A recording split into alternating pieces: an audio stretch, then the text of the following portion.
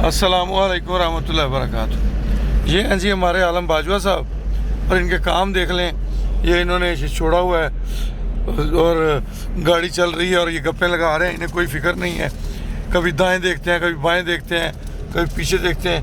और खुदा न खास्ता कोई काम पड़ा ना तो फिर जो है ना काम ख़राब हो जाएगा। गाड़ी खुद ही चली जा रही है, खुद कैसे चल रही है? ऑटो पे लगाई हुई है। ये ऑटो पे लगाई हुई है जी, ये देख लें। और ये जनाब आराम से चलाई जा रहे हैं। अब क्या वजह है, ये गौर किया जाए तो पता लगता है कि ये एक और गाड़ी के ऊपर सवार है, इसलिए इन्होंने हाथ छोड़े हुए हैं। इतनी फ़िक्र की बात नहीं है। शुरू के चंद सेकंड देख के दोस्तों ने नेगेटिव कमेंट करने शुरू कर देने, तो ये मुनासिब अमल नहीं है। बाज़ औक़ात हम देखते हैं कुछ और नज़र आता है, मगर हकीकत कुछ और होती है। इसलिए चीज़ का हर पहलू जो है वो नज़र में रखना चाहिए। खुश रहें, आबाद रहें जी।